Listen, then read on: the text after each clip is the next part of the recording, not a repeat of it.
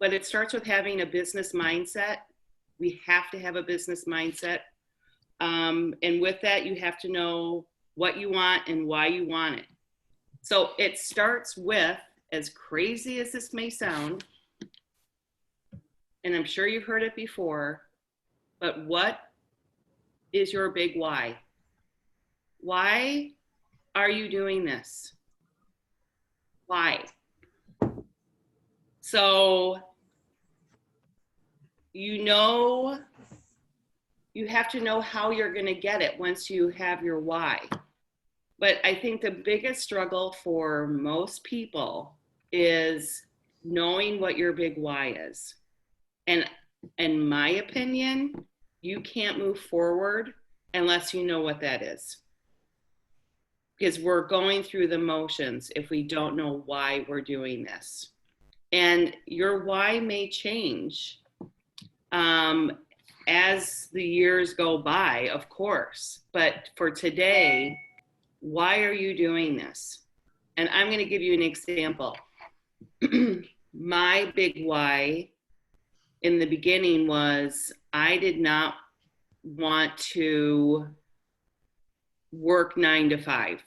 I wanted a more, I wanted a schedule that I could, didn't have to go to work 9 to 5. Wanted to work 24 hours a day. I decided now to work 7 days. No, but that was not really my big why. That was in the background. My big why at the time was I wanted to be able to put my son, we already had one graduated college, but I wanted to 100% me, not my husband, put my son through college. So tuition, books, housing, 100% everything. I did not want to ask anybody else for it. And he was a junior in high school. So I knew I had a lot of work to do because I had 4 years that I had to put him through. The first 2 years, and then he decided to go to a private school. So, it's like, oh my God, now this whole thing is double. So that was my goal. That was it. And then I figured out how much that was going to cost me. So private school, room and board, it was $50,000 a year.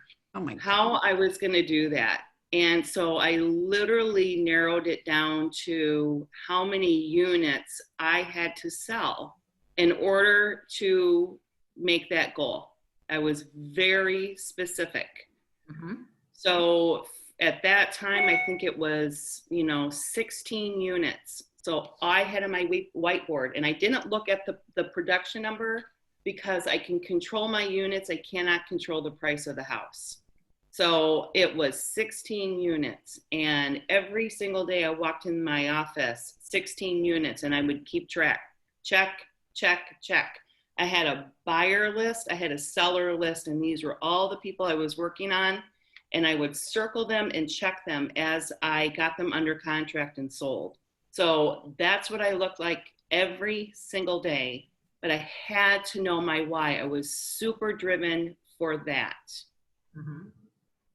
It really helps if you can be super specific. I agree. So yeah, go ahead. What was your why, Connie? My why was, we had always wanted to live on the lake. And 3 years before I started real estate, we moved to the lake, but we stretched ourselves. We stretched ourselves a lot to get on the lake. So there wasn't much in savings. I mean, we have 401k with my husband that he puts in, but there wasn't much in savings. We took out a second on our house to do a remodel. We had some credit card bills. I really wanted to be clean. I wanted a mortgage, and that was it. My husband likes nice cars, which has always been a discussion in our house, whether we could afford it or not. The Audis, the Mercedes, so he's always had one, and we've always had a loan on it because it's my husband, and I'm just going to stop right there so I wanted that paid off. I wanted the second paid off, and I just wanted to not feel stressed out every month on bills. I mean, we could make it, but gosh darn it, there wasn't much. So within the first 2 years, I paid off everything but the mortgage. Wow. Everything but the mortgage in the first 2 years. And I worked hard, and I did the same thing as Janine. I had goals. I wanted to cap, and your cap is pretty much $3 million. Yep. So if you take your cap at $3 million, the average sale price out here by us is $300,000. So, I mean, 300 divided by 3 million, you have to have 10 to 12 deals and you hit your cap. And that was my goal that first year. I did that, did a little bit more the second year and got everything paid off. And now, as Janine said, your why changes. My kids are all grown. Little background about me. My kids are all grown, and I would like to take the whole family on a vacation every other year or every third year.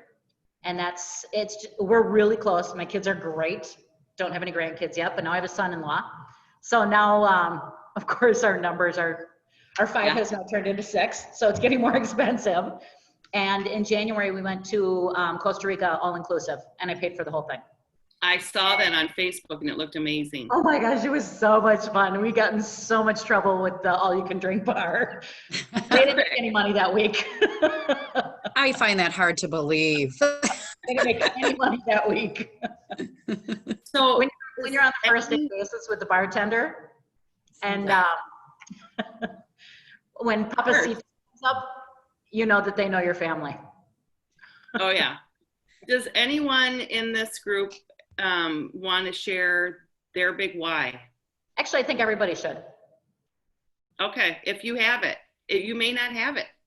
I mean, honestly, you may not know what it is. That's something for you to think about. But anyone and everyone wanting to share? I can share my why. Okay. My why is to not have to go back to teaching swimming lessons and freezing my ass off all the time, and actually make a paycheck that's a grown-up paycheck. You know. Yeah. So Perfect. that's like a beginning why. Bethany, we can't see you. I know. Annie? That's because I just rolled out of bed and that's how I look right now. How about you, Annie? My big why is replacing my salary that I made in the nonprofit world, and doing it without the crazy hours, and having a wedding every year, because I always did galas every year. And so it's being able to still help people, still help seniors especially, and being able to do it on my own time, with my own energy, with my own direction. Mm-hmm. Awesome. Who else? Come on, Okay, I'll guys. jump in to get this over with. In fact, I was just reading the book Grit because it was recommended as a reading book, and they're just talking about there's like a personal why that people have, and then there's like a altruistic why that people have, and the most successful people have some of both. You have a personal reason for doing stuff and your altruistic reason. So I guess my personal reason is I'm fascinated by real estate. There's so many angles to it, and so much variety, and it's something that everybody's interested in. The altruistic reason, I guess, is I'd love to share that knowledge with people and help people on their journeys and make them smarter real estate investors. Love it. That's great. How about you, Jackie? Yeah, I can go. You're so pretty Well, in the first corner off, over there. what'd you say? I said you're so pretty in the corner over there. Oh, do you like this picture of my dad painting? Yeah, I've seen it. Well, first off, Alex, I wanted to tell you I am obsessed with your glasses. Those are awesome. Love them. I get stopped by random people in elevators saying they like the glasses. They're awesome. I love them. Yeah, they are neat.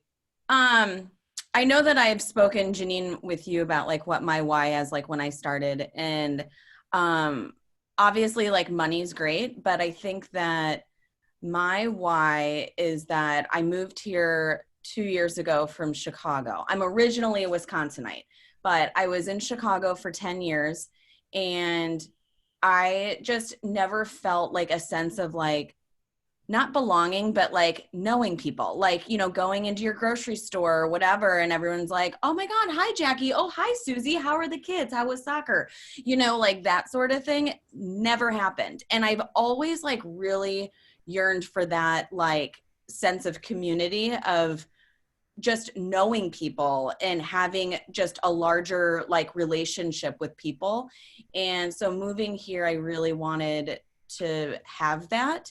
And my mom was a realtor, and that is exactly who my mom was, you know, she just knew the ins, the outs of like everybody. And, you know, I just want that. And that is my why.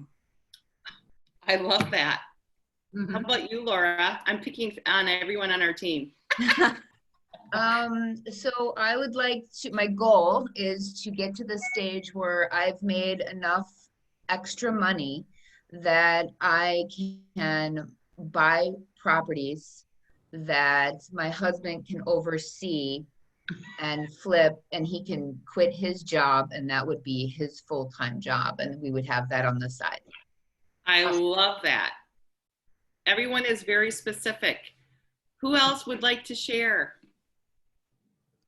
Anyone? My So- big, I will. Yes. I'm sorry. Joe, is it Josie? yes. Okay. My big why is that I just want to get up and move. All my past positions, I've been at a desk. Then from the desk, you know, all day long, you go home and you're with the kids, you know, but it's still not enough moving. And when I was younger, I was always active. I was always moving. I was, you know, in the gym. I was, you know, never really home. And then you get into the wife and being a mom, and you know, and then you're working regular, and it's all about everybody else, and they're at that stage where I can finally get up and move again. Yeah. Don't have to worry about, you know, Yes. having to stay stationed, you know, and so that was my first big why. Second one is that I am also interested in getting into, you know, the flips and everything, and getting my husband out of work. He works so many hours, and building up retirement. You know, hopefully I can get that bi-weekly vacation for the whole entire family. That would be awesome. I love it. Yeah. Reagan. Hi. Hi, Reagan. Hello. I'm super new. So I'm kind of still navigating that question. Yeah. All I know is that right now I'm working as a paralegal still full time while I do this, and I really hate my job. So I need to change my life. That's kind of my big why right now, is this isn't working. I'm not happy and I'm not making enough money. And yeah, that what Josie just said, prior to this in college, I actually did video, and it was very much like half in the office, half going out and meeting people and talking. And I miss kind of having that flexibility and variety. So I think real estate would be a good fit. My mom does sells with Keller in Upper Michigan, which is where I'm from. So I'm hoping I can pick up on it. Perfect. That's Welcome. Awesome. Anyone Adrian- else want to share? Adriana was on before. Oh, Adriana. Yeah, so it's interesting. I have a kind of a little combination of what Jackie and Laura had said. I'm originally from Chicago, and left kind of semi-retired 2 years ago, or no, I'm sorry, 2 years up north. And I realized that as much as I love my cabin, I kind of like, I don't know, it's not exactly where I want to be. So I decided to come to Milwaukee because it was kind of reminding me of Chicago, but I'm kind of, you know, I've only been here for a year, except that I kind of consider it 6 months because I was here and then all of a sudden everything shut down. So I like, oh my God, like, you know, couldn't go out, couldn't really do anything, couldn't socialize. So it's kind of like everything stopped for me, you know, as soon as I, you know, was trying to, you know, getting going.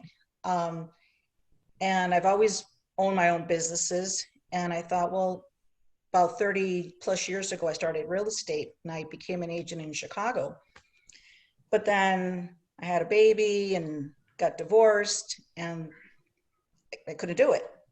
So having kids and putting them all first, I decided, you know, I'm going to finish what I started, which is what I've always wanted to do. It's just that there was always, you know, this with the kids and that with the kids and putting, you know, like putting all my energy to them. And I said, you know what, it's my time now. Yeah. Like it's my time. I can do this. I have the time.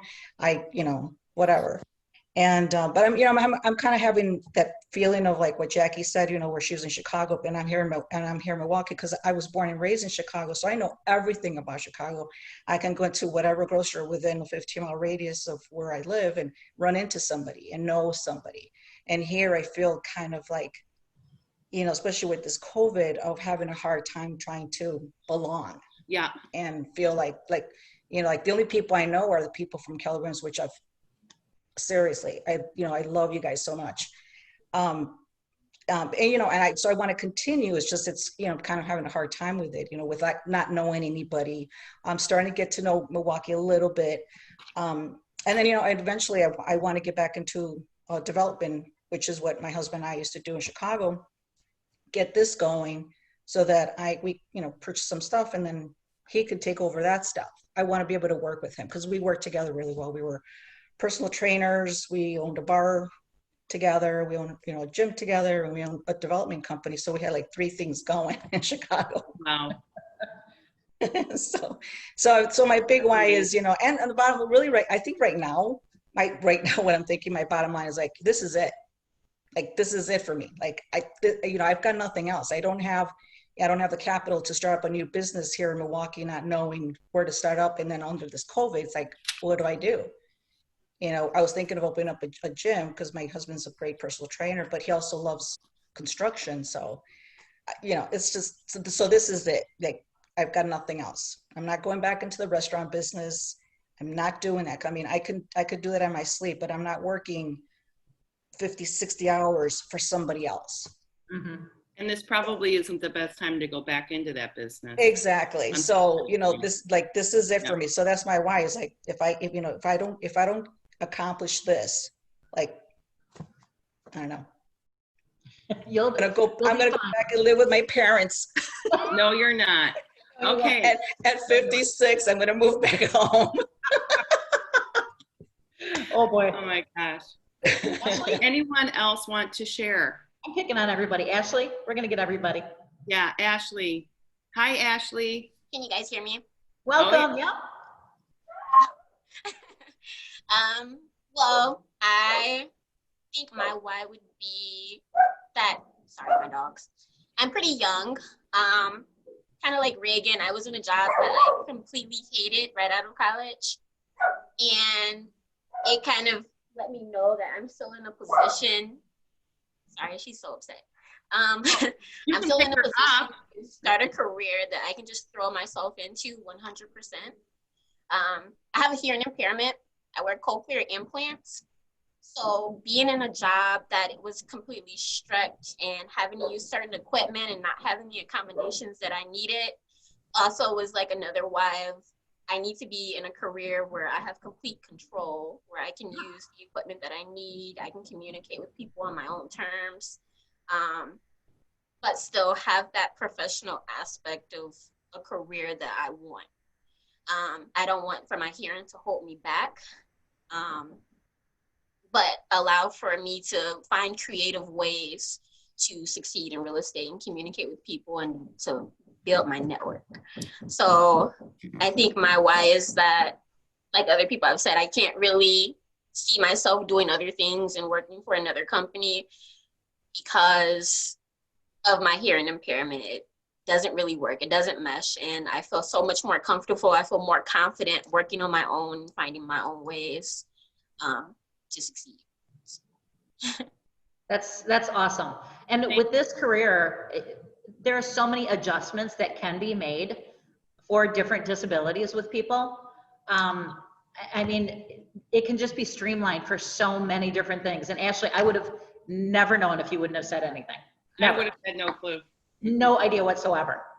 But talking face-to-face with people is definitely the way you're going to be building your business, and you don't have to rely on anything else but you. I mean, as long as you guys can Talk to people. And a personality is going to take you so far in this business because you know what? We all fake it every day. I'm not going to lie. I mean, there are still some things I'll call Janine and go, oh my gosh, what do I do with this? She's like, I don't think I've ever even, experienced that myself. Like, help. So there's always times that you will be referring to other people. So don't be afraid to call somebody and bounce things off of people. There's nothing that is stopping you but yourself in this business. Right. Yep. Yeah. That's awesome. Try Awesome. to find a buddy because, I mean, honestly, just even venting or having that permission to call somebody and say, I honestly do not know what to do in this situation. I have called Janine in tears. Remember when you came to the office that one day and I was bawling? Yeah. Oh, but I've been there. Oh. I usually have a page full of stuff that I like verbally vomit to Jay. And then this happened, and then this happened. And then he'll say, and this happened. And, it's really good just to have somebody that you can talk to. All right. Anyone else? Josie, I can't see you, but are you there? There you are. Oh, we already got Josie, sorry. Yeah, we did Josie. It's that face and name thing. Marky? Marky, are you there? Here, I'm unmuted. Oh, there you go. Now we're looking for Marky. Marky? Or Celia? There we go. What's your big why, Celia? There you are. I didn't realize I didn't have my camera on. That's okay. So my big why, like why I got into real estate. I guess for me, it's similar to some of the stories I've heard. Like I'm young and I didn't like the job I got right out of college. I knew like working for somebody else wasn't making me happy. Like I knew that right away. And I've seen excellent business owners modeled in my family, and I just want to start something that lasts, I guess. Yeah. Build a good foundation for the future and gain knowledge to potentially go into like real estate investing later on. Awesome. Sort of thing. Awesome. That's great. So everybody has thought about their big why, it sounds like. Marky's not answering. I think they're just faking it and logged in just so they Anyways, it sounds like everybody has somewhat of a big why or have started thinking about it. The next thing that we'll roll into is because of that big why, in order to achieve those big whys, like Janine was saying, we need to set some goals on things and things don't have to be physical things on what you would like to achieve. Many of you had, helping people, Annie helping the retired people, kind of rolling in from what you did before. I come from the hair background. I was a hairdresser for 30 years. Janine, aesthetics. So we come from that helping side of the world, and rolling into real estate just plays into that. And makes things roll along a little easier. It's just the contracts now that you need to understand on hitting your dates and deadlines and knowing those contracts. Hey, Connie, can you share the screen? Because I don't know what's going on. I don't know what's going on. I can't for some reason. So once you have your big why, I think it's really important. And I remember taking this assessment really early on, and I didn't really understand how this was going to affect my productivity. But I got to be honest with you, this was a real big slap in the old face for me. So it's a balance sheet. If I can only tell you that if you can start off as balanced as possible in your life in all of these categories, the better producer you're going to be in real estate long term. So it's really important to make sure that you have every aspect of this life balance wheel as balanced as you possibly can have. And this changes often. This changes often, but you will notice, and I know Connie and I have had many conversations about this. If these are off, if there are aspects of this wheel that are off in your life, and let's say you're producing like a madman, this is going to show up so big because you will not be able to sustain your productivity long term if you are really not in tune with this balance wheel. So I always kind of keep it front and center of mind. When the fun starts going out of your life, you need to pull this out, and you're going to figure it out really quickly as to why and what's going on with you. So we'll just start at the top. It's the state of your physical health. If you are not taking care of you, Nobody else will. Nobody else will, and it's obvious. You know, you're not going to feel well. You're not going to be well, and if you're not well, nothing else matters. If you are not healthy, so that's self-care. What's that? As an example, during COVID, how many people cut back on their workouts, their physical health, their I mean, across the board, because the gyms were closed, and so many of us depend on other people, other things, other businesses to keep us healthy. I mean, I fell right off the wagon. And if I don't work out, my head gets goofy. My back goes out because I'm not working out. You know, you start getting the low back pain. Well, A, from sitting too much, and B, from not working out. So that state of physical health, and everybody has something different. Some people need the hardcore workout. Adriana, if you're a trainer, you of all people know different people work out differently. Some people, all they need is a walk, right?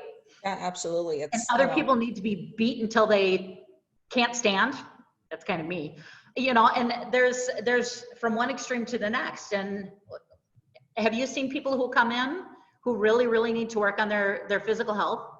Oh, you know, it's interesting how a lot of it, you know, I mean, as a trainer, I just know that there's people who come in, obviously they started with their physical need, but eventually, believe it or not, it's like you become a psychiatrist and they tell you stuff that sometimes it's like, whoa, you know, and before you know it, it's a little bit of both, because it's a mental thing and it's a physical thing. And so, you know, they both work together. Yes. Yeah.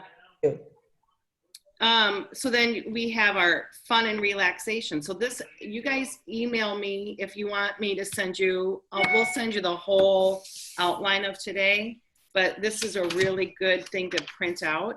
It's your fun and relaxation, your financial situation, your education, your intellectual functioning, your studying, your organization, your sense of purpose, your spiritual health, your social relationships, your close personal relationship, and your state of emotional health. And it's literally something so cool to fill out and so easy to look at, and it will be very obvious of what you need to work on. Because honestly, this will help you not only achieve your goals, but to keep you on track. Well, and be honest. Be honest. The first time you fill it out, you're not quite sure where it is, but it gets you thinking about different things. And then do me a favor, put it away and fill it out in 30 days and see how it changes. That's an excellent. Amazed at your personal senses on where your balance is in your life. Yes. So the second sheet behind this is just a little worksheet. And this is just really having you look into what you're grateful for, what your long-term goals are, your short-term goals.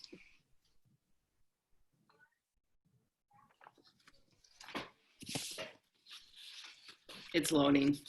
And I'm trying to pull it up, sorry. No, you're good.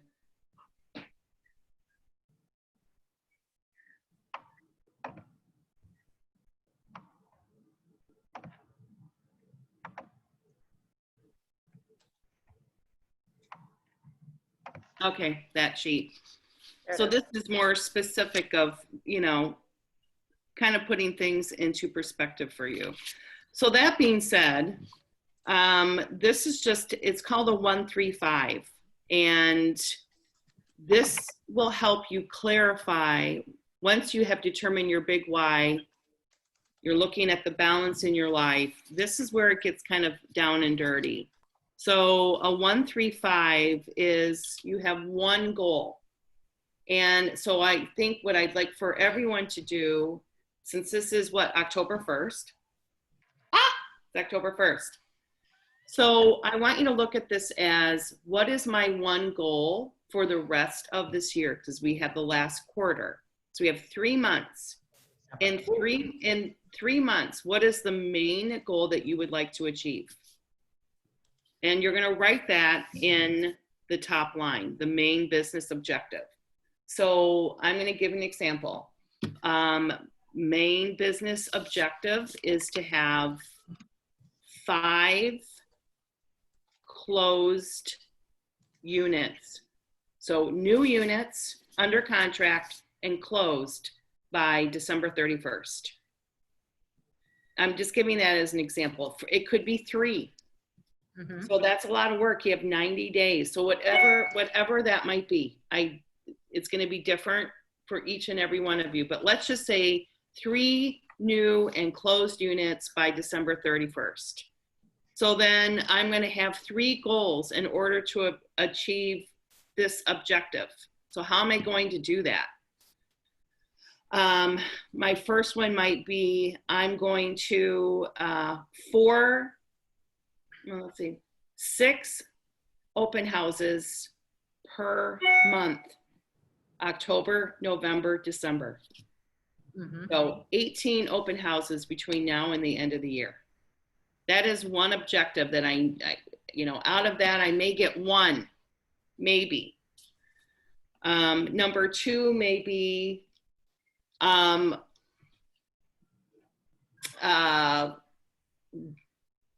my database. So that's very, it's just very big. Number 3 may be, I'm going to, what's a third one, Connie? Cold call? Lunch or coffee dates. Lunch or coffee dates. Okay. So under those 3 objectives, now I have 5 strategies for each and every one of those goals. So if I'm going to do 18 open houses, what are my strategies to do those open houses? I'm going to research every single open house with comparables, past comparables. Number 2, I love this idea, and I'm telling you it works, and I should do it more often. But we'll get into that a little bit more in depth on when we do an open house class. But take blue painter's tape and print out the last 3 months of solds in the area that you're hosting your open house. Just literally print out the data sheet, and with painter's tape, because it doesn't strip the wall, put them on a wall at your open house. And you can, write sold on those. So they walk in and they see, it's not that they can't see it on their phone, but people love visual in person. And then have another little section of active and have that laid out. So that's just something that really nobody does. That would be, gosh, she's different or he's different. I like his approach. Just remember to remove it or not leave it behind if you're going to host the same house the next day. Yeah. Good point. I think I did something. I made a mistake and I learned. I left it, and the owner called the agent and like, why is she having stuff, out here of other stuff? And I was like, oh my God, I was trying to like show like how much better this house was. So I was like, oh. Yeah. So take your stuff with you. Yeah. Number 3 could be perfect the open house script. Perfect it. Know it. So though you have strategies. This is a lifesaver. You need to have this in front of you every single day and look at it. And everyone should have the main objective for the rest of the year and what that would be. Does anyone want to share what theirs might be? One of the things, this is Annie, one of the things that I think is important as another thing for open houses is do a Facebook ad. I've been getting more people, more leads through Facebook than I do coming through open houses lately. Wow. Okay, so that would be a strategy, Facebook ad. Does anyone want to share their main objective? Their one thing, their one goal for the rest of the year? My goal would be to close on a property. Love it. All right. So close on a property, then the 3 goals that are going to help you achieve that, and then 5 strategies for that. Connie, do you have a goal for the rest of the year? Yes, I need 4 closings by the end of the year. Okay. My goal. Okay, perfect. So this is also good when you're looking at 2021 is, you know, you can get very specific. My main business objective will be close 45 units personally myself. So then I have to have three ways I'm going to do that. So this is kind of how we start planning for our team, is to start handing these out. So the agents on our team can really figure out what is their objective and how are they going to achieve that. So then we can help the members of the team achieve their goal. So going to the next page, so we have our goals now. This is probably the most important piece of your business, and it's called the calendar. So very plain and simple. It's on the screen. It's Sunday through Saturday. And sitting down and actually writing out your calendar on Sundays and looking at it and holding yourself accountable to that calendar is going to be key for your business. You can be as personable and as lovely and as knowledgeable as you can. If you do not have a calendar and you are time blocking, you're not going to make it. I mean, sounds brutal, but you're not going to make it. Yep.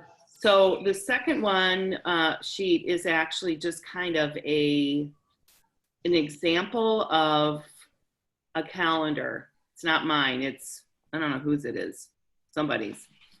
And it basically, it's every single half hour is accounted for. So it's, you know, you're sleeping, waking up, meditating. I mean, specific action items, kids up, laundry, leave, commute, and then team meeting. Lead generation is consistent Monday through Friday from 10 to 11. Now, that's not a whole lot of time to lead generate, but I feel like at least it's on here. And if you're doing it, then awesome. And then everything, CTM is client service, training, marketing. So any marketing training that you're doing. So there's little descriptions, showing, network, listings. So notice that lead generating is in the morning, which they say is a really good habit. And then appointments are in the afternoon. And that's kind of how I like to set up my day, is any appointments that I may have for listings are going to be in the afternoon most likely, because I do my calendar every Sunday night. And then I just have blanks of when appointments are going to fill in, and I just put them in that time frame. So then I can control my schedule as much as possible. There are going to be times where you can't, but I really do try to control my schedule by having a calendar. And for us, it is a shared calendar. So I share mine with Jay and our assistant Jordan, and then our ops team knows it. So if anything needs to be addressed, they can go in and look at the calendar and go, oh, she's busy. You know, she's lead generating. So we're going to do it. We're going to put an appointment in for her in the afternoon. So next is an example for accountability, because once you have your goals, you need to be held accountable for those goals. So I always say, pick a buddy, pick a partner that you can meet up with on a weekly basis and have them look at your goals. And so you can be held accountable. So this is just an example of what our standards are and what we expect. A 40-hour work week, 8 hours of lead generation, at least one open house a week, adding 10 people to our database a week, and ideally to have 2 closed units per month. So those are our standards. And then you have to look at, well, what are your standards and what do you want to be accountable to? So, Janine, yeah. when you say 10 per week as far as database, is that, you know, somebody that you're in contact with, that you've actually had contact with, or somebody that you've reached out and left a message or maybe wrote a letter, or, you know, I mean, can you include them in, like, say, for example, I write 10 or send out 10 postcards or something. Can I say those people, can I put those in my database? And these are new people that you're putting into your database. So okay, and this is whether I've had actual conversations with them, or just the fact that I sent out like a postcard or something. Yep. So eventually I will follow up. Yep. Anyone that you want to follow up with, any touching that you've done, you want to add to their database, and, you know, and as complete as possible. Get as much information that you can as possible. So 10 is a really good number. If you added 10 to your database every single week, you know, think about how fast your database would grow. So that actually keeps it in front of mind of, I need to add people to my database. I don't really have anyone to add. Well, then you need to get busy. Well, and then maybe you should go to a chamber meeting. Right. And meet people, because at a chamber meeting, you are going to meet people, and then you can add those to your database. Right. Or go to and in Milwaukee, things are still a little bit tighter, but after hours chamber meetings, and you can meet other business people in the area. BNI meetings, you know, business networking meetings, and meeting people that way. And it makes you think a little bit more about going on. If you don't have appointments to go to, you should be going to something to meet people.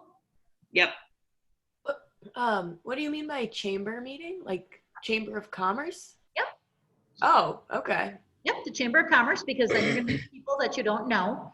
You're going to meet, you know, common business people in the area, and that's how you're going to get your referrals. Gotcha. So even, and younger people, I'm going to give you guys a half a credit, not a full credit, because you guys do so much with Snapchatting and Instagram that you're not as, and I'm totally separating you guys out. You guys aren't used to meeting people face to face like older people are, because you Snapchat everything. If it's not on Snapchat or Instagram or TikTok, you guys don't know what the hell's going on for anything. I'm sorry. So you have to physically. I have not been to a Chamber of Commerce meeting, so you exactly. There you have it. So you have to go out and physically meet people. Yeah. Not on your phone. Right. No, that makes sense.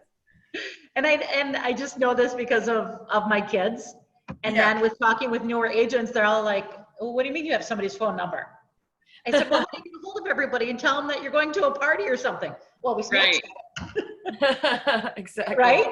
Yeah. So if you send out a postcard to somebody, and, you know, so what do you do after that? You know, do you follow up after what, a month, 2 months? 6 months? It depends on what kind. So I always like to put into a category for me, are they A, B, or C? A is like they are ready to purchase a property or sell their property in 30 days. That's an A. That is like on fire hot. I'm going to be all over them. Like they better list with me because I'm driving them crazy. A B is anywhere from 60 to 90 days. I'm on them. They're pretty hot. And then C is questionable. You know, is it a year? Is it possibly longer? So I put them into categories right away. I like to figure it out. And I will get that information by just, you know, a script of what their plans are. So I'm going to.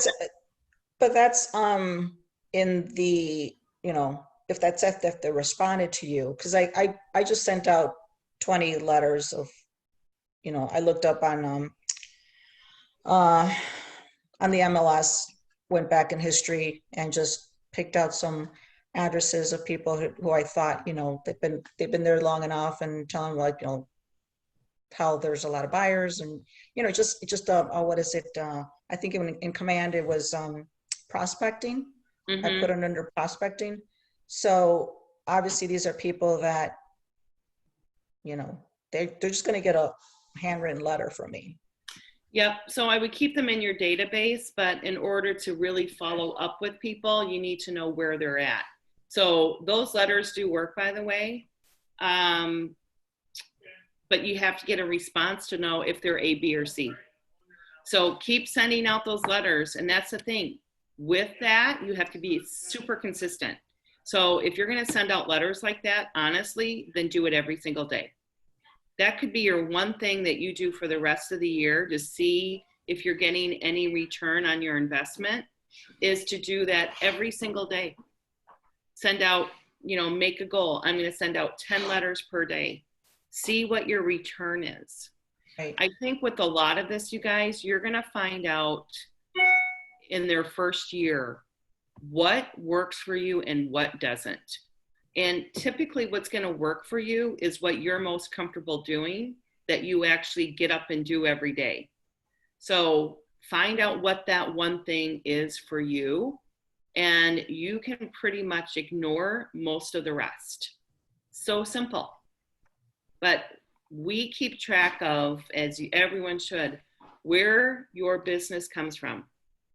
And it will be, you know, I think at first a little bit all over the board, but you're going to see a trend as you move forward.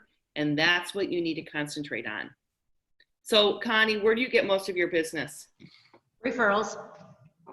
And was that always the case with you in the very beginning? Every one of my deals in the beginning were referrals. Personal referrals. Personal referral. So for Connie, obviously she's going to keep diving into her sphere, her database, because that's what's driving her business. For some people, it's like, for me in the beginning, it was all open houses. I mean, I looked at my business, they came from open houses. And then it became sphere. And then now it's, a lot of it is referral, but it didn't start out that way. So whatever I'm getting, I'm going to pour into. Makes total sense. You may not know what that is, but you have to try something that you're going to do consistently. So that being said, now that you have a tracking system and you have accountability to stay on track, that's the first thing that you need to do. And then I had a real aha moment with the David Jenks, with the MREA co-author. For me, it's really concentrating on the dollar producing activities. Mm-hmm. So the first four are the most important. It's lead generation. I gave our team a challenge this past week.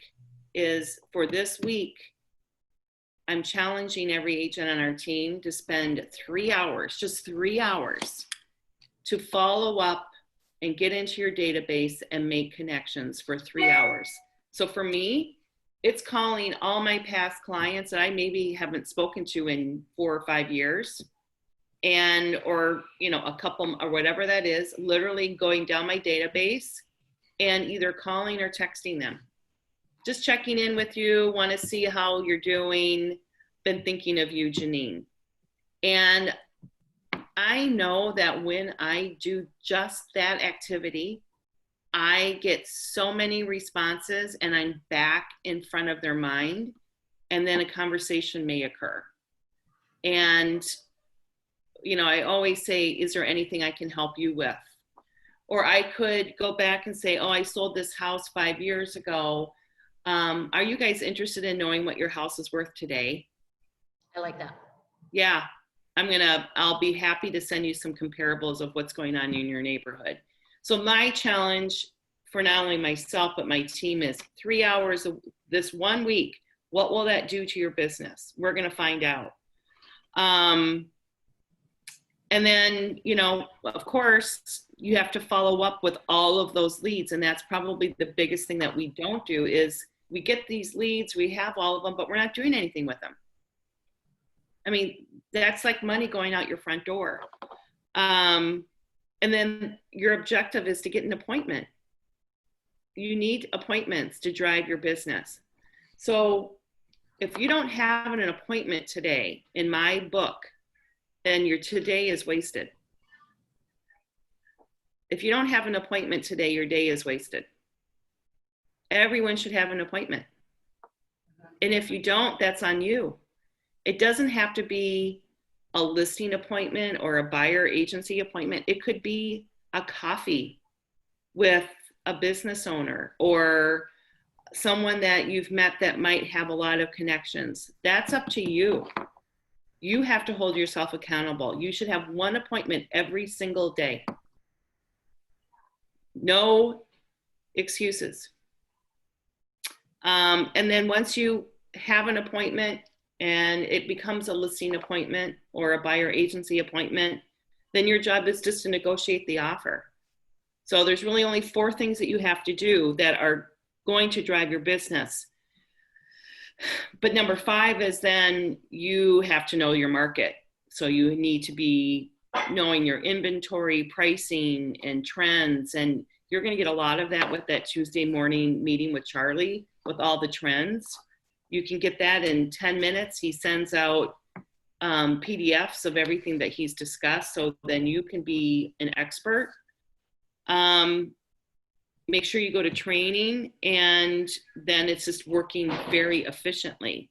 And that helps by sticking to a schedule. So I'm going to go back to, if you do not have an appointment today, then you have wasted your day. You have wasted your day. And I remember someone telling me that, and I thought, oh, okay, right. I really don't have a whole lot of business, and I can't just drum up an appointment. Yeah, you can. That should be your goal. A lot of appointments, just like going to coffee with people. One appointment every day. Because really, what else are you doing? Anybody who, like a business person, just tell me about your business. And then it always comes So back to the drawing board. It all starts with having a balance, determining your goals. Hey, Janine, can I back up 1 second?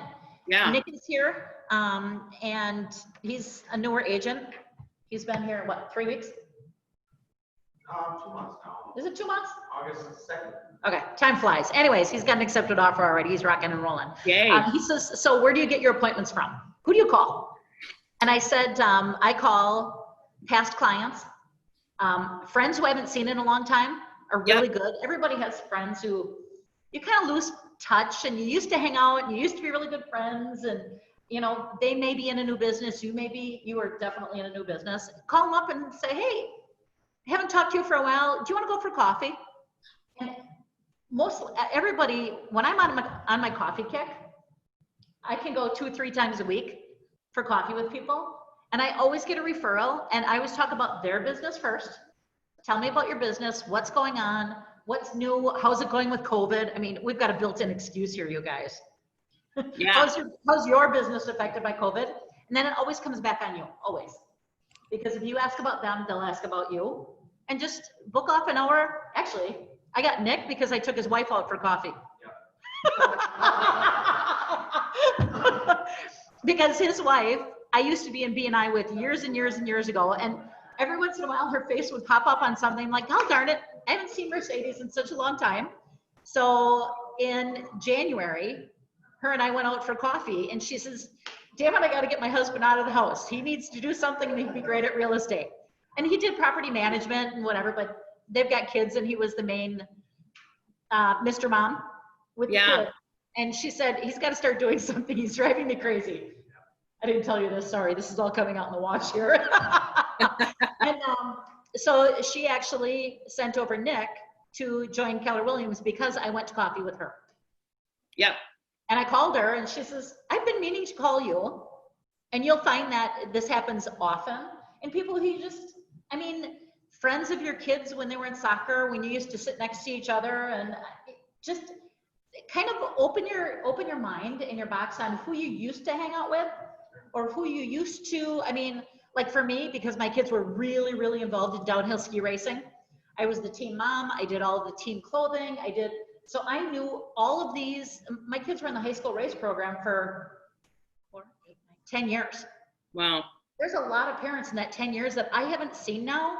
So I'm refreshing my memory in front of all of you. It's kind of scary.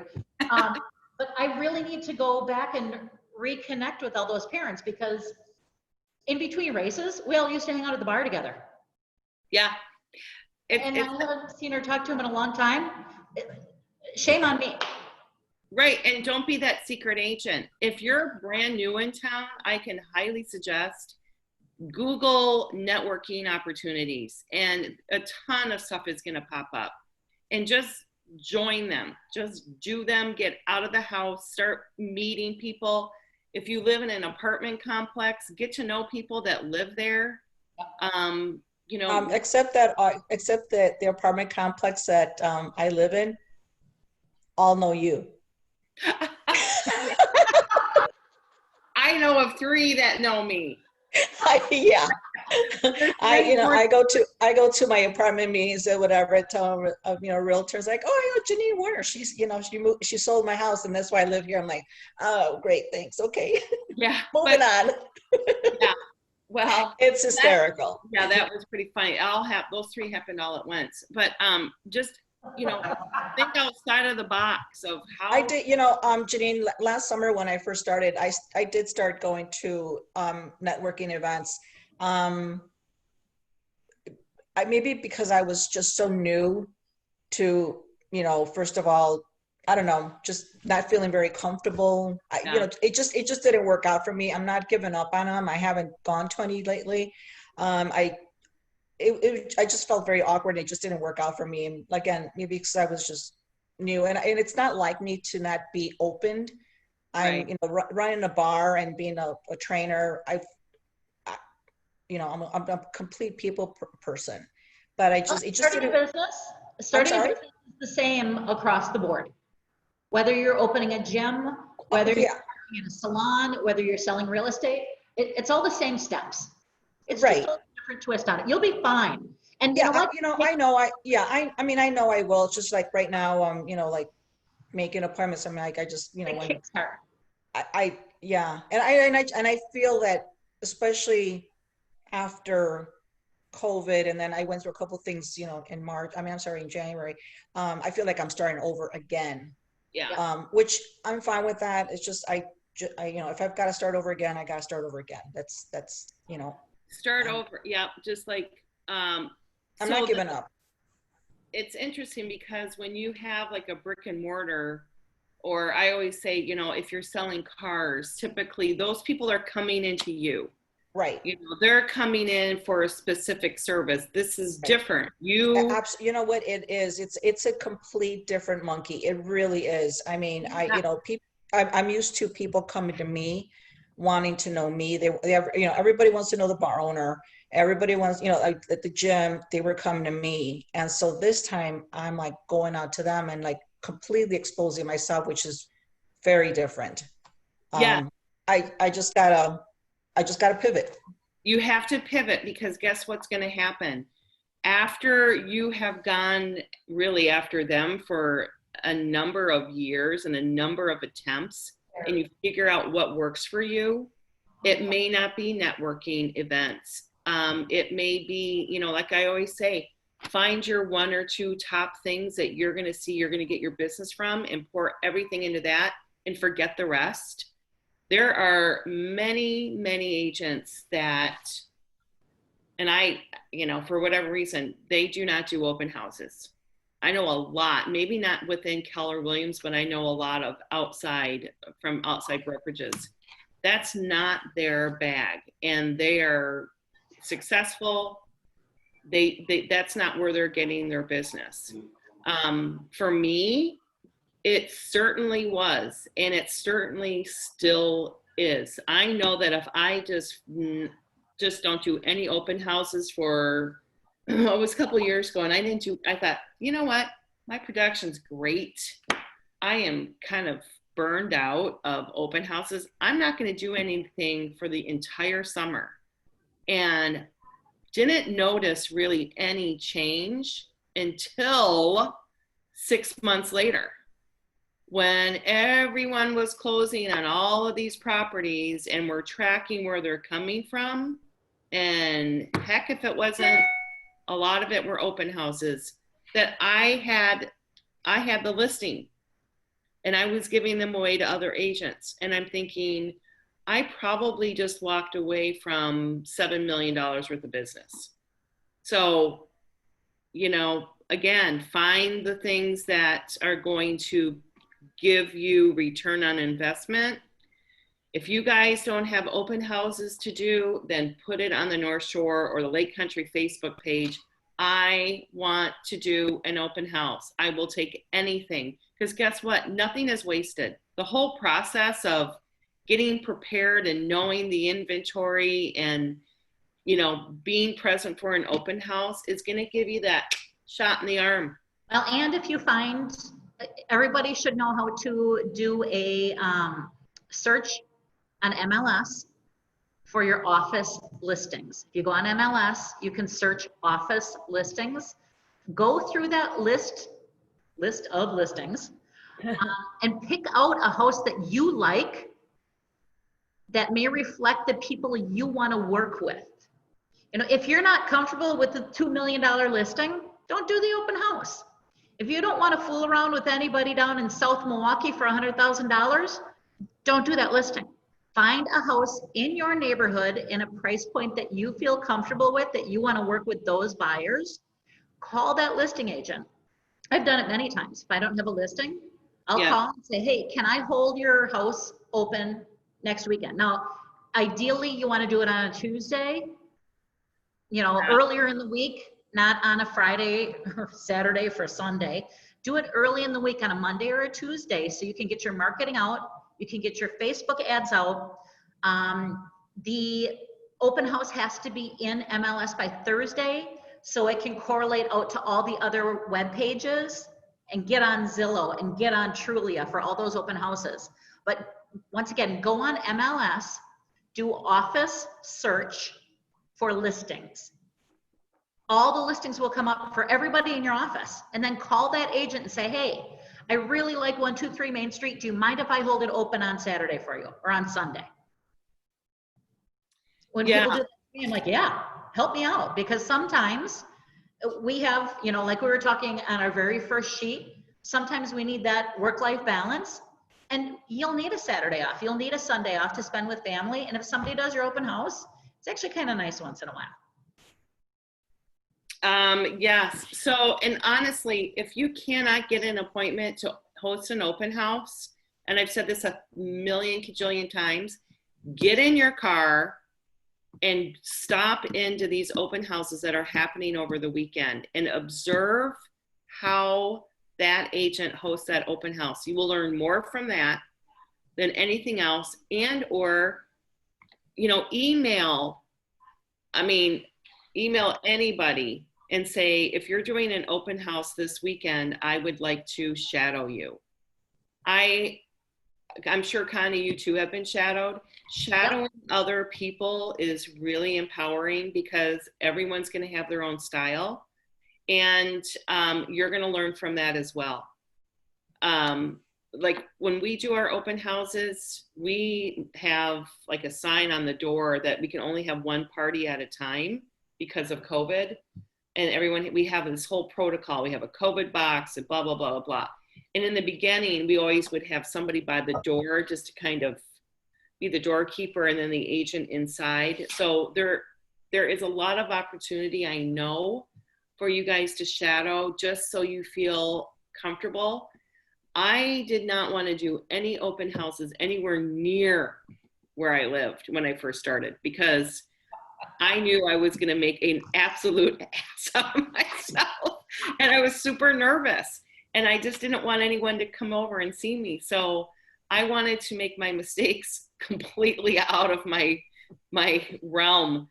So I went way, way out, and I could care less if it were 100,000 or didn't matter to me. I just went, yep, I'm in, I'll take it. And I researched it and I had a ball with myself. So don't be afraid is what I'm going to tell you, is just don't be afraid. Just do it. Do it. And other sources of lead generating that I always go back to when I'm stuck and I look at my database, I'm like, okay, I don't really have any more people that I can add or call or contact. It's the alphabet game. And I go through the alphabet and I start obviously with A, of who starting with an A can I call? And it's usually professionals, accountant. I have an artist friend. It's really that simple. And that really starts the brain working of thinking outside of the box. B, who is my beautician, or how about a babysitter, the babysitter's parents. It could C, chiropractor. D, doctor, dentist. Honestly, that absolutely helps increase your vision of who you need to reach out to. And that works. This is the way I look at it. If I'm giving my professional people business, like my accountants and my hairdresser, I can't because she's on a team, but then they should be giving me business. I expect the same. If my home inspector and I'm giving him all of these inspections, I expect that he's going to give me some referrals from his own personal life, not necessarily his clients, but from his sphere himself.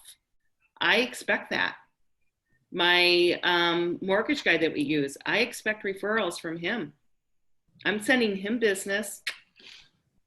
I want it back. And don't be shy to ask, So there's plenty of opportunity where you can really look to see how you're going to reach out to those people and get an appointment every single day. 1 appointment a day, 5 appointments a week. Mm-hmm. And if, look in MLS, look at things that have sold 5, 6, 7 years ago, pull up that address, go through solds, and literally send them something. Would you like to know what your home is worth today in this market? I would love to share what's happening in your neighborhood. Please give me a call or email. Sign your name, put your card in, send them out. You will get an appointment. I 100% guarantee you will. Mm-hmm. In fact, I'm going to do that today. Seriously, go through MLS, search sold 5 years ago, look in the history to make sure it wasn't back on the market, write a letter. That is so easy. You will get an appointment. That's what I did yesterday. Okay, do it today. Yeah, I am going to. I'm gonna add to it, but yeah, that's what I did today, send out 20 letters. Consistency is the name of the game. And that's why I always go back to my calendar. If it's not in your calendar, it does not exist and it will not happen. So I always like to handwrite mine along with mine being in my phone, because then I actually go back and highlight all the things that I did do that day. And then if I didn't do it, there's going to be a gap. And if I didn't lead generate today, then I better double down on it tomorrow.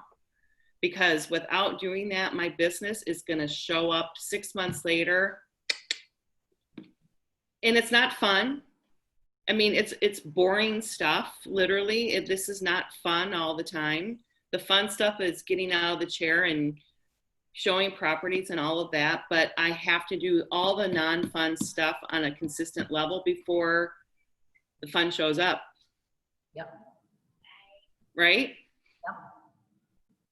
So my question to each and one of you today is, what are you going to do today to get an appointment for tomorrow if you don't have one? Alex? What are you going to do today to get an appointment tomorrow? Specifically. Oh dear, pick up the phone. Okay, and who are you going to call? I don't know who these days, I don't know anyone who books that fast. So it's probably too late for tomorrow. Excuses. Unless it's my wife. Wrong answer. Wrong answer. That's an excuse, and you know it. Who are you going to call? How about have you done open houses? I've done open houses, but can I just ask a question about open houses? Yeah, sure. So I feel like sometimes the open house opportunities that would have a steady stream of buyers are either, not offered or taken pretty quickly once they're posted. And the ones that are available are ones that tend to be more remote. And so I've done a couple open houses, but it's only had like a scattering of people or 0 people come. So it feels kind of like, okay, it's a good experience. I got the drill down and figured that out. But, it's hard to drive more people to the open house when you're just starting. How did you advertise that open house before you did the open house? What did you do to prepare for the open house? Well, that's a lesson. It's like I didn't put in advertising because I'm not clear exactly how you advertise. Okay. Did you door knock before your open house? It was pouring rain. Do you have a raincoat? Yeah. Yeah. In order to have a successful open house, you need to prepare for the open house, because I've had people show up at my open houses and I know darn well they've done nothing to prepare. Yeah. And then they've said, well, nobody showed up. The one thing I realized is I had an open house that was kind of remote, and I ran out of signs after 3 signs because you had to turn this way and turn that way and turn this way and turn that way. So, but you need to prepare before your open houses. So on the Wednesday or Thursday before your open house, you should be door knocking or putting out flyers in the neighborhood, running posts in Facebook. And in Facebook, when you run your posts, and you can do this right through command, you can make it in Canva and put them on. Get in the neighborhood Facebook pages. So for sale in Waukesha County, for sale in Germantown, and post these things on Facebook to draw to your open house. It's your responsibility to get people there. You can't blame the lister. And I got to tell you that just from our team, that we've had listings that have been out there for ever, and the activity has been yuck. And guess what? Some agent takes the open house and in walks a buyer or a seller, and we're all going, damn, if we had been there and done that open house. So just because it's slow or you have little activity, honestly, that's when I do best. I do much better if I have 1 or 2 people come through. All I need is 1. Do you get any credit if you contribute to the sale of the house? No, I'm there to buy. I'm there to get a buyer or a seller. I Yeah. honestly don't, for the most part, am I there to sell that house? Not necessarily. Well, of course, I work for the seller. I'm there to showcase it. But more than likely, I'm going to pick up a buyer that this is not a right fit for, or they're actually shopping for an agent to list their house. So my objective on an open house is I'm going to pick up a buyer and I'm going to pick up a seller. And it's not necessarily, very unlikely that would be for that house, to be honest with you. When somebody says they're represented by an agent, how far do you push them? I'll say, amazing, who's your agent?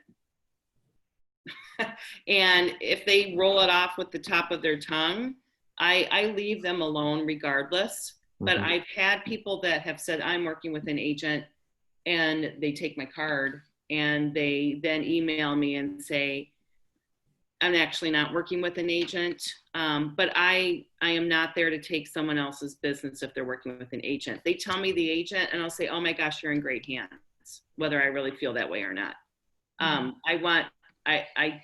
That says more about me than that transaction. So I'm there to get a listing and I'm there to get a buyer, period, the end. That's my objective. So done. I'm sorry, I'm so full of questions, but so if you pick up a listing, how do you copy, where do you get the link to copy to the listing to post on your Facebook? From MLS. Right, but is there a particular part of MLS that gives you a, is it a link to the detail? Is that what you link to or what? Yes, I can show you really quick. It's super easy. Actually, while you are on MLS, I had a question as well. When you said that you can search by office listings, how do you do that? Okay, hang on here. Let me.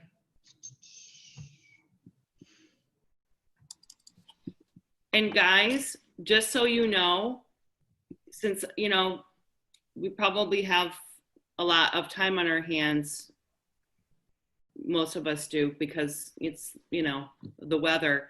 Go to MLS training and you can do that virtually. So go on to MLS and they will have classes that are saved. Go on MLS and spend some time on training. Yes. Because this class is, yes, training you, but it's not to go into the systems. Our job is to put you in production. But there's so much training that you can be taking, and honestly time block it too. So, you know, you're going to feel scattered at first of what training should I do, and I'm doing all of this. Make a schedule and stick to it. But here we go. Is really important because MLS you can find everything in. Yeah. So I pulled up a listing here. Actually it's live today, showing start on Saturday. All you have to do is this tab up on top. Everybody can see here. Email. Yep. Tab on email. You want to send the interactive version. Let me make this smaller here. How would you like to send this email? This drop down? Just give me the link. Okay. And then how to send this email, just give me the link. You can set yourself, here we go. Just give me the link. Just gonna put myself in here. And then on the bottom, it says get link. And then copy to clipboard. When you copy it to clipboard, you can paste it anywhere you want. Also, coming into the menu, somebody had a question about a search. When you come to the drop-down menu, you have all of your searches. Down on the bottom here, it's office listings. Let me see if pull this up, office listings.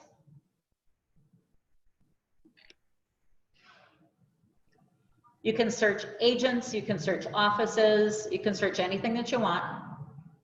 Come on, load. There it is. So this is every house that is listed from my office. My office listing. So I'm going to come through here just as an example. Okay, Emerald Drive in Watertown. And of course, you don't want to do something that has the accepted offer. Here we go. Princeway, Menominee Falls. Here's a 350 in the Falls.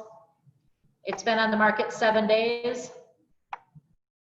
I'm going to call Frank and say, hey, Frank, I see you have a listing that went live 7 days ago. Can I hold it open for you? He's going to say, oh, gosh, that would be great. And what day would you do that, Connie? I would have done this on Monday or Tuesday. Yeah, preferably Monday, because if they haven't thought about that weekend and what they're going to do, you're going to be the one that's going to remind them. Yep. Be the first in line. Don't be the second. Yep. And I see here in remarks, open house October 3rd from 11 to 12:30. So that is on Saturday. I would ask if I can do Sunday, or even can I do it from 12:30 to 2 o'clock? Right. You know, do it back to back. And I've allowed people to do back-to-back open houses. Why not? Absolutely. Yep.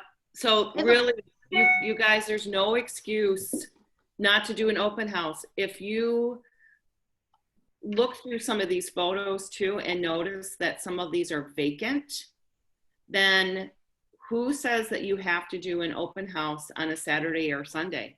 You could do an open house all day on Thursday, all day, from let's say 10 to 5. Advertise it, put signs up, think outside the box. Bring all of your work with you. Bring your laptop. You're going to lead generate. You're going to write letters. You're going to have a desk. You're going to make a spot for yourself. If it's completely vacant, bring a card table and chair, and do that consistently for 3 weeks. You know, think outside of the box. You know what? I want to do your vacant open house during the week and the weekends. I'm going to plant myself here. And then you're going to see the same people coming in. And that's how you start. It's really how you start. When's the deadline for getting stuff into MLS for open houses? Thursday. Thursday, like 8 a.m. or? Just Thursday. It takes 48 hours to syndicate to all the websites in order for it to show up. So if it's a Thursday open house, it has to be Tuesday? Yeah. Okay. I have a question. And I can easily do this by sending it to like my husband or something, but if I send a link for a house in MLS to somebody that I haven't set up in MLS, like a subscription, and I just do it in my J. Schmidt group email, do they need to opt in to see that link or no? Nope. It's just you're sending them a link through an email and they click on it. Yep. Okay, great. Good question. Yep. So the challenge, you guys, is that I would love for you to really hold yourself accountable to is look at your 135, your one goal for the rest of the year, and then 3 ways that you're going to achieve it, and then break it down into action items. Really concentrate on the last quarter, because we're already going to be starting our business planning for 2021. Our team is next month, or actually this month, it's October. But, you know, we do a quarter of our business the last 3 months of the year. So get on it. If your goal is to have 1 closed transaction in the next 3 months, that is extremely achievable. And make that goal high. Challenge yourself. You know, every time I do goals, I'm like, oh my gosh. I mean, honestly, I'm thinking I'll never get that. I'll never achieve it. But I do it. But it has to come from you. No one else can give you what your goal is. That's your goal. It's not mine. It's not your husband's. It's not your, it doesn't matter. It's your own. You own it. Own it and challenge yourself. I challenge you to challenge yourself. Secondly, everyone should have an appointment tomorrow. Everyone. Make an appointment tomorrow. If you don't have anyone, make an appointment to have coffee with somebody and ask and talk about business when you're there. Don't just have, because I got into that where I'm like, oh my God, I'm making appointments. I'm having coffees every day. I was having so much fun and I never did anything with it. Like, oh yeah, I'm in real estate. Everything is great. But now I am, I love to meet. It's no more than 45 minutes. And I am going to ask them the question, do you know of anyone that's looking to buy or sell a home? And let me know. Who do you know that I should know? And it just is so natural. And I'm coming from the heart, but when you have an appointment, ask for business. Get an appointment tomorrow. Go have coffee. Go sit outside and have coffee. Or drop something by someone. Drop off a market analysis to a friend. Mm-hmm. Or, say, I'm going to put something in your door. I think you're going to find really interesting the last, year of business that's been going around your house. People love that. They want to know what's happening. It's super easy. Get their email, make an appointment. I'm going to send this over to you. There's so many of those types of activities that if you keep doing them consistently, it's going to show up. And it's kind of fun. And put it in your calendar that you're actually going to do it. Like sit down and do this calendar. Because you're going to know exactly what your week's going to look like, and you're going to have and feel like you have more control over your life. Because then I can say, all right, I've lead generated for 2 hours. I am putting that aside for today. Instead of it looming over my head like, oh my gosh, I really need to call. Nope. Then it's going to be there for tomorrow because it's already on my calendar. So I've done it and I'm moving on. Oh, I'm going to train MLS training. I'm just going to go into MLS and to start doing, I'm going to do that from 2 to 3 today. I'm doing it then. I'm highlighting it. It's over with. I think if you have control of your calendar, you're going to feel like you've got control of the business. Well, and you'll feel accomplished, like you got something done. Yeah.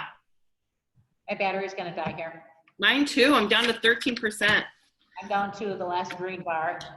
So you guys, next week, we do not have class because of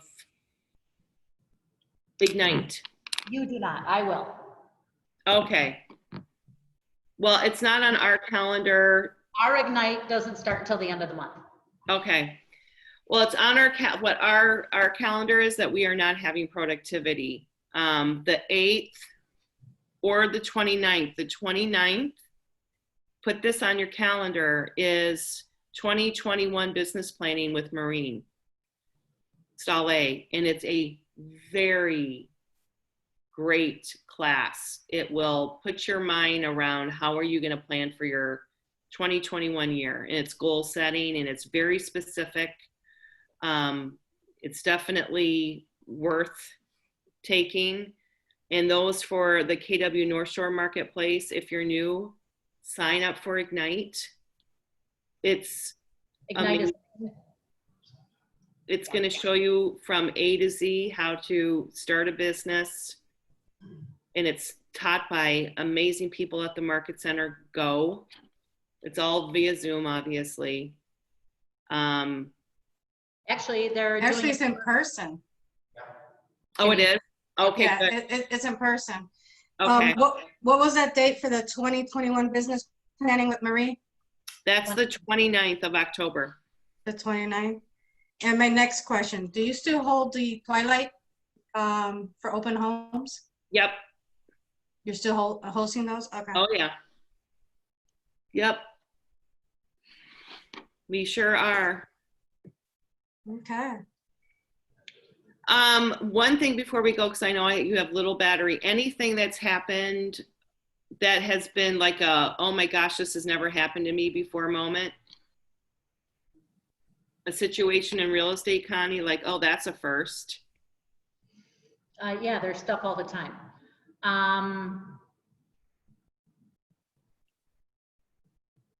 And well, now you're putting me on the spot. Yeah. Yes. Okay, I'll tell you one for me that has shown up twice in this past week, and it all has to do with one common denominator, and those are trees. So have a property as is, it's under contract, it's due to close next week, no inspection, it's an investor that's buying it. Long story short, now they have discovered through the police department of this particular village, I was notified by them that a neighbor has complained of several dead trees on my property that I have listed and is under contract. And that a neighbor has complained. They want the trees taken down. It's a formal complaint. And they wanted to make sure that it was an as-is property. Yes, it is. But I did notify that buyer's agent, because if I did not notify that there was a phone call from the police to me, I don't want them to find out about it after it closes and they're going to say, you didn't disclose that. So that happened. I had another incident where walking the property during inspection, and all of a sudden we noticed, oh my God, there's like these 4 big, huge dead trees on the property. And called the listing agent because we had a survey, but really hard to read the survey. Have you seen a survey and then you can go, oh yeah, I know exactly where those property lines are? No. Listing agent said all of those trees that were dead have been removed by the seller. The trees that you're looking at belong to the seller. So we went out there yesterday with the agent and the owner and walked the property, and we could see where the surveyor had staked it. So it was clearly not on their property. So just 2 incidences with dead trees, which is going to be, I think, more of an issue. We're seeing a lot more of the ash. So when you're showing a property, be mindful of honestly looking at the trees. It's harder to see in the winter what's dead and what's not. And I'm not a tree expert, but just keep your eye on that. Trees. So Janine, I did on my Mequon closing, that was something that I did notice.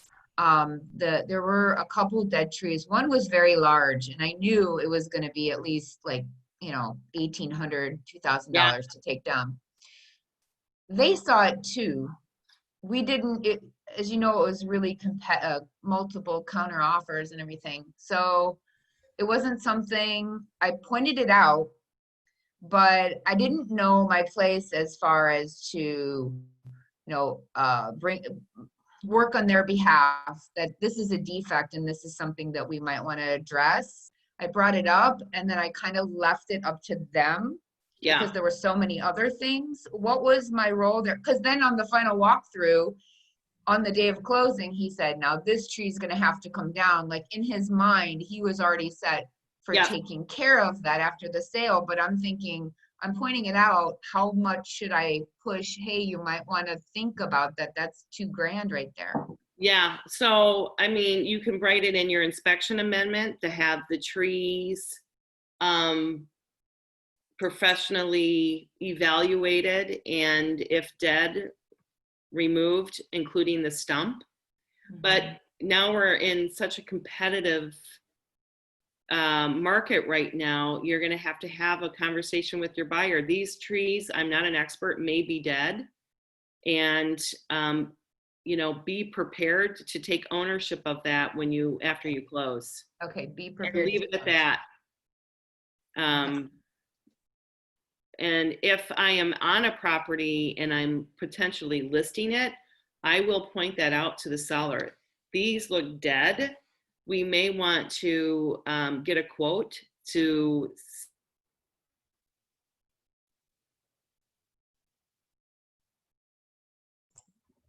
Her computer think must our- have died. I think both our teachers died. Uh-oh. Oh my goodness.